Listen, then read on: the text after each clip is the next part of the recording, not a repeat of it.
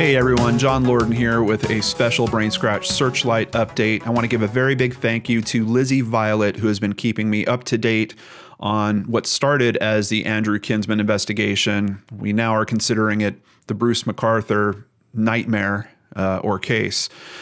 We do have some more bodies that have been identified. We do have an update on the one person that the police released a post-mortem photograph of. Let's go ahead and jump in and get all these updates done. Investigators previously identified 3 of the 7 sets of remains as belonging to Andrew Kinsman, Sarush Mahmoodi, and Skendaraj Nevaratnam. Last week, police identified 3 more as belonging to Salim Ahsan, Dean Lysowick, and Abdulbazir Faizi. So these are all names that they were already considering that were likely going to be victims that they found. There is still one person who has not been identified, and there's still one set of remains that hasn't been identified. So I don't know what the problem is in terms of seeing if that person is a match for this. They haven't really commented and said that he isn't a match, but the last person is Majid Kayan, 59 years old. And he is the only person that they believe is a victim that hasn't been identified. Now, remember, there's that other one that's got thrown into the mix. And here at the globeandmail.com, we have a artist rendering of Bruce McArthur doing another courtroom appearance, April 11th, 2018. And less than a week after he was charged with a 7th murder, alleged serial killer Bruce McArthur has been accused of killing an 8th victim.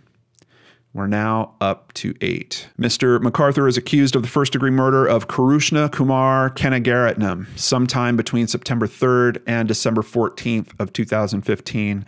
And here we have a photo of him, and I do believe that is the person. Also worth noting, they took the post-mortem photograph, and an artist did a version of it of what he should have looked like when he was alive. Very quickly after that, the identification came out, but I'm seeing an interview with Detective Sergeant Idzinga, and it seems to me, I don't know that that photo was really instrumental in this identification. I think that they had some other means of identification, but they're still remaining kind of tight-lipped on that. Mr. Kanagaratnam, who was 37 when he was believed to have been killed, did not have direct family in Canada and had not been reported missing. I believe he is from another country. They did say that he had some types of relatives, like maybe distant cousins, that were in Canada.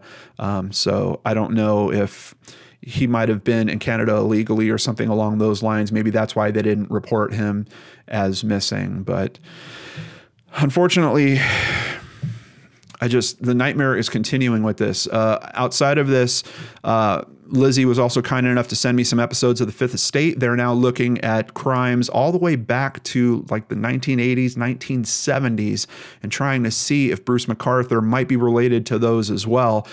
Typically, serial killers don't turn 60 years old and decide, I'm going to start doing this. They usually start exhibiting some type of behavior before that. So they're really looking into the past of this area and seeing if he might be responsible for some other things that have happened. I haven't heard of any definitive confirmation on any of that, but it is worth noting that people are looking in that direction.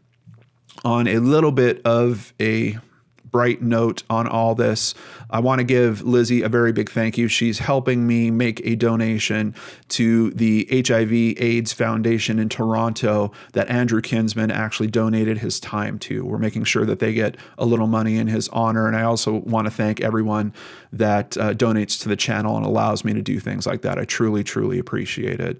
It's just some small way where I feel like we can try to help in something that is just a terrible, terrible occurrence. Unfortunately, I don't think investigators even think that they're at the end of it yet. In these articles, they're talking about up to 70 other potential sites that Bruce McArthur might have done work at that they are considering going and looking at also to see if they might be finding more victims in all of this. Thank you so much for staying up to date on this case. Once again, big thank you to Lizzie Violet for helping me not only stay up to date on this case, but with the donation arrangements to the HIV/AIDS network in Toronto. Take care, everyone, and I'll see you back here on the Lorden Arts channel tomorrow.